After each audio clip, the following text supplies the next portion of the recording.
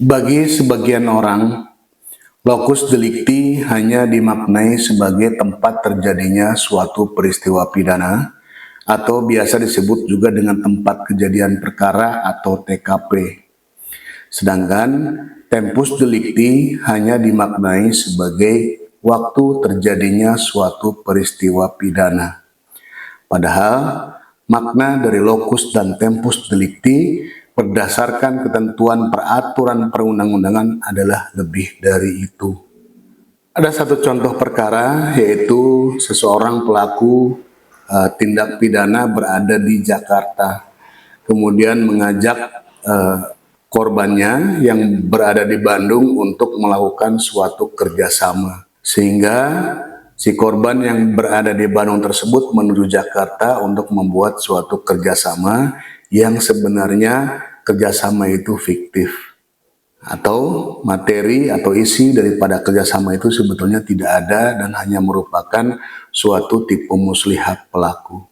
Setelah melakukan kerjasama, kemudian si korban kembali ke Bandung, lalu dia mentransfer sejumlah uang sebagaimana yang diperjanjikan atau yang dikerjasamakan dengan si pelaku yang berada di Jakarta.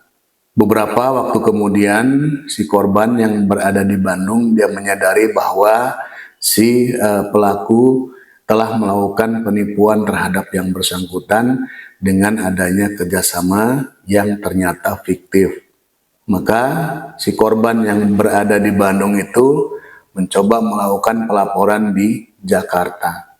Tetapi karena alasan lokus delikti, disebutkan bahwa tindak pidana penipuan adalah delik material, dan karena si korban melakukan transfernya di Bandung, maka TKP-nya di Bandung. Kembalilah si korban ini ke Bandung. Di Bandung mencoba membuat laporan juga terkait dengan penipuan. Ternyata di Bandung menggunakan teori sebab akibat, yaitu sebabnya adalah perjanjian yang ada di Jakarta atau kesepakatan kerjasama yang ada di Jakarta. Sehingga dari pihak Bandung menyatakan bahwa lokus delikti atau tempat kejadian perkaranya bermula di Jakarta. Bingunglah si korban ini. Maka untuk menyikapi hal tersebut, alangkah baiknya kita memahami terkait dengan teori ataupun kriteria lokus dan tempus delicti sebagaimana tertuang dalam peraturan perundang-undangan. Apa saja kriteria lokus dan tempus delicti berdasarkan ketentuan peraturan perundang-undangan tersebut? Mari kita simak ulasannya.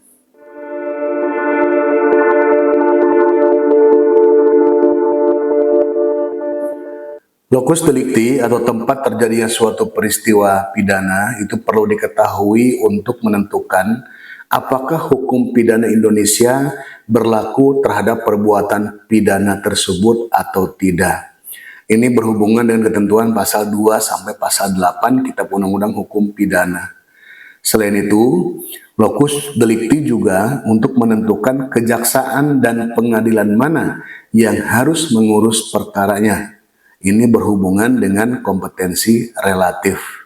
Menurut teori, lokus delikti terdiri dari dua aliran, yaitu aliran yang pertama adalah aliran yang menentukan di suatu tempat, yaitu tempat di mana tersangka berbuat. Sedangkan aliran yang kedua menyatakan aliran yang menentukan di beberapa tempat, dan mungkin pula di tempat terjadinya akibat dari perbuatan pidana tersebut. Kita ambil contoh, yaitu aliran tempat di mana terdakwa berbuat. Kalau dari contoh tadi, kita bisa melihat contohnya adalah di Jakarta. Contohnya seperti tadi ya, si A menawarkan kerjasama dengan si B yang ada di Bandung. Kemudian dibuatlah suatu kesepakatan yang ternyata si A sendiri menghendaki atau mengetahui bahwa sebetulnya kesepakatan yang nantinya akan dibuat dengan si B, si korban ini yang berada di Bandung, itu adalah kesepakatan yang isinya adalah tidak benar atau palsu dan merupakan tipu muslihat. Sehingga ketika kesepakatan dijalankan dan si B melakukan transfer uang kepada si A, isi dari kesepakatan tersebut ternyata fiktif dan ternyata tidak dapat dipenuhi oleh si A tersebut yang berada di Jakarta. Maka menurut aliran yang pertama ini adalah TKP atau lokus delikti perkara ini terjadi di Jakarta, yaitu terjadi di mana tempat tersangka ini berbuat kejahatannya. Menurut aliran ini, tempat kejadian perkara bukanlah ditentukan oleh tempat di mana akibat dan kelakuan tersangka, melainkan ditentukan oleh tempat di mana tersangka itu berbuat secara pribadi atau personal. Teori tentang tempat di mana kelakuan atau perbuatan tersangka itu terjadi diperluas dengan tempat di mana alat yang dipakai itu bekerja. Manakala tersangka dalam melakukan perbuatannya menggunakan suatu alat. Alat di sini bisa berupa sebagai alat bukti ya, yaitu alat bukti surat, yaitu berupa kesepakatan fiktif antara tersangka dengan korbannya yang berada di Bandung. Aliran tempat di mana tersangka ini berbuat itu dianut oleh Pompei dan Langmeyer. Kemudian aliran yang kedua yaitu aliran yang menentukan di beberapa tempat, yaitu tempat di mana tersangka berbuat dan mungkin pula tempat di mana akibat itu terjadi.